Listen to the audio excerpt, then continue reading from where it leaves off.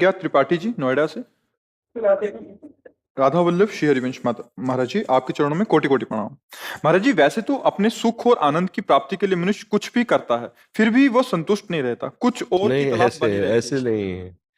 कुछ भी करके आनंद को कैसे प्राप्त हो सकता है? आनंद की प्राप्ति आनंद के मार्ग में चलने से होगी। दुख की प्राप्ति दुख के मार्ग में चलने से होगी। मनुष्यों में कुबुद्धि और सुबुद्धि दोनों वास करती है। जिसकी सुबुद्धि होती है वो आनंद के मार्ग का चयन करता है, और जिसकी दुर्बुद्धि होती है वो आनंद के लोभ में कुमार्ग का चयन करता है।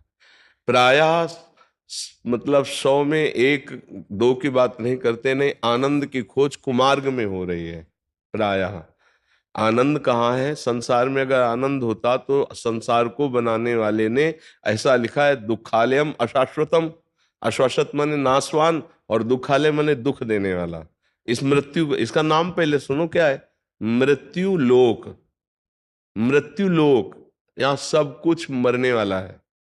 कब मरेगा इसका कोई निश्चित समय हमें पता नहीं, लेकिन बनाने वाले ने पता है कि हमारा शरीर कब छूटेगा, आपका कब शरीर छूटेगा, कौन सी वस्तु कहाँ नष्ट हो जाएगी, पर मरेगी सब वस्तु, व्यक्ति, स्थान, सबका नाश। तो यहाँ सुख नहीं है, दुखालयम। हर वस्तु में दुख है, हर भोग में दुख है। सुख है तो अपने आत्म स्वरूप श्री भगवान में है। जब तक हम गुरुवाणी का हृदय में अनुसरण नहीं करते, गुरुदेव के वचनों का, तब तक आनंद का अनुभव नहीं हो सकता। देखो, खूब रुपया कमा के, खूब नाना प्रकार के मनमानी आचरण करके कौन सुखी है? बताओ, इतने में से आप ऐसे कौन हो जो संसार के भोगों को नहीं भोगे हो? या छोटे मोटे, थोड़ा बड़ा, अधिक कम, आपने कुछ ना कुछ तो संसार का, तो आप बोलो क्या सुख है? फिर वही नवीन लालसा है, तो सुख तो नहीं मिला ना। सुख तो तब है जब हमको सुख मिलेगा तो हमारे हृदय में आ जाएगा, अब कछु नाथ न चाही मोरे। ये सुख की पहचान है। फिर हृदय में कोई चाह नहीं रह जाएगी। बोलो, संसार में ऐसी कौन सी वस्तु, कौन सी संख्या धन की, या कौन सा व्यक्ति, या कौन सा पद है जिसके प्राप्त होने के बाद हाथ उठा के कह दे कि अब कछु नाथ न चाही मोरे, या ये कह दे अब कृतकृत्य भयो मैं, या पायो परम विश्राम, अब मुझे कुछ नहीं चाहिए? बोलो, कुछ है ऐसा पद? कोई धन की संख्या, आप जितनी संख्या का नाम लेंगे उससे बड़ी संख्या वाले इस संसार में है, पर असंतुष्ट है, क्लेशित है, अशांत है। वो और बढ़ना चाहते हैं।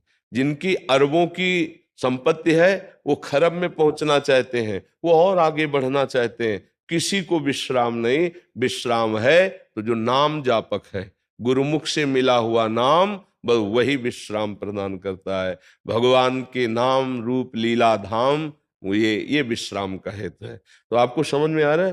और उसी का हम वर्णन कर रहे हैं कि सच्चा सुख गुरुमुख से मिला हुआ नाम, उसी को जपो। फिर धीरे धीरे देखो, जो असत आचरण है उनमें खुद अरुचि हो जाएगी।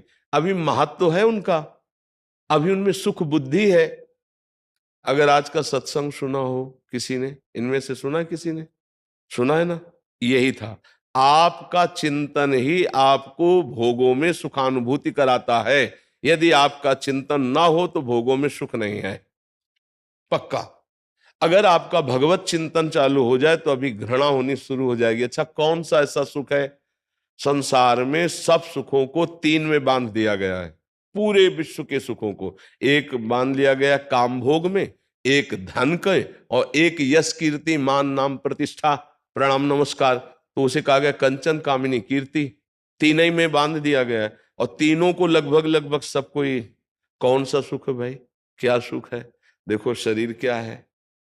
जब आप विवेक से देखो तो क्या है शरीर? ऊपर से चमड़ी लगी हुई नहीं, गंदी गंदी है, गंदगी भरी हुई है।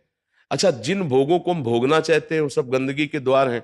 विवेक से देखो, सब कुछ आने की जरूरत नहीं। अच्छा, जो हम खा रहे हैं वो सब गंदगी बन रहा है। यहां है कौन सा सुख भाई?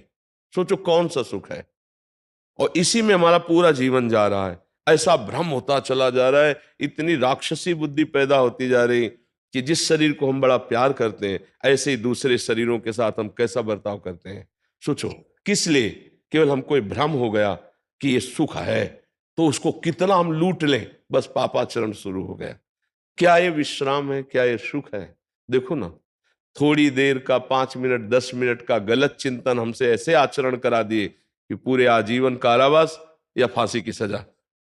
कितनी बड़ी गलती हो गई, हमारी सोच खराब हो गई, हमारा चिंतन खराब हो। तो वही आनंद ढूंढ रहे हो तुम, जिस आनंद की खोज कर रहे हो वो वही है। ये देखो, इसका परिणाम देखो ना, जितने रोग हैं, जितनी जेल हैं, ये सब उसी से भरी तुम्हारी आनंद की खोज में। इसका मतलब दिशा तुम्हारी गलत है। तो फिर लौटो, गुरु चरणों का आश्रय लो और उनके द्वारा दिए हुए नाम से आप फिर प्रकाश पाओगे कि ये इस आनंद का मार्ग है। और आनंद कहीं बाहर नहीं, आप चाहे जहां घूम आओ, कहीं आनंद मिले तो हमें बताना कि हमको यहां आनंद मिला। आनंद मिलता है आपके हृदय में। अगर यहां आपको आनंद मिल रहा है ना, तो आपके हृदय में बात सुनकर शीतलता हो रही, तो अंदर मिल रहा है आनंद, बाहर नहीं है।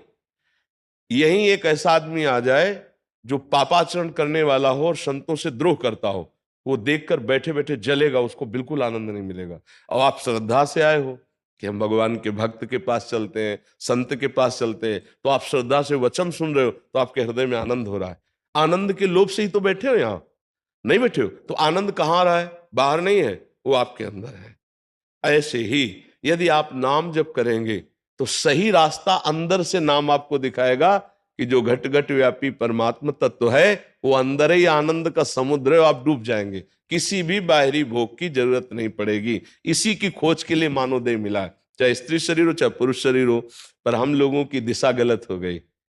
जिधर दुख है, जिधर फसाव है, जिधर नर्क है, जिधर दुर्गति, उधर हम जा रहे हैं।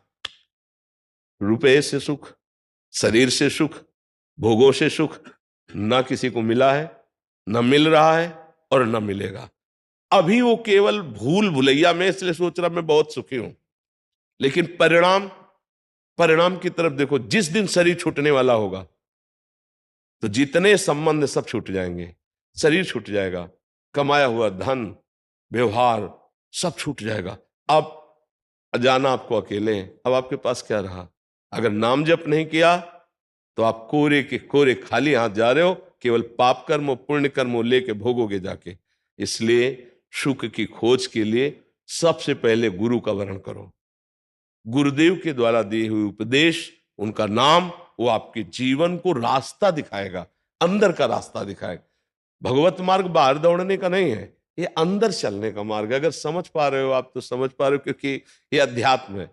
अगर बाहर दौड़ने से भगवत प्राप्ति हो जाती तो चलो दौड़ा जाए, कहां चला जाए? कोई हमें बताओ कहां? इससे बड़ा कोई भगवत क्षेत्र होगा जहां बैठे हो? इसका नाम वृंदावन है। ब्रज 84 कोस भगवान की स्वयं लीला भूमि, भगवान अवतार लिए लीला की। आप सच्चाई से देखो, अगर भजन नहीं करते तो घूम आओ, आपको क्या आनंद मिलता है? डोसा, पकौड़ा, चाट, गोलगप्पा, संसार के दृश्य, यही सब आप देखोगे। आप प्रभु का आनंद नहीं ले सकते यहां भी।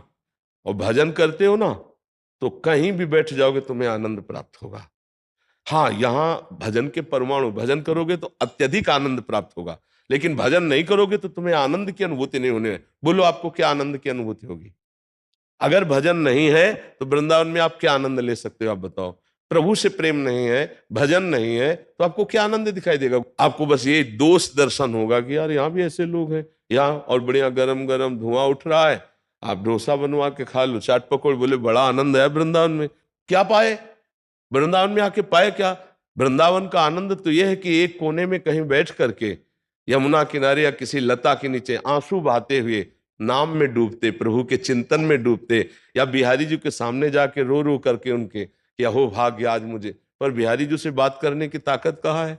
बिहारी जी से प्रार्थना करने का मन कहाँ है? वो तो भोगों में भाग रहा है। हाँ, ऐसा जरूर हो सकता है कि मैं इस समस्या में फंसा हूं, निकाल दो तो मैं तुम्हें इतना भोग लगा दूंगा, ऐसा जरूर कह सकते हो।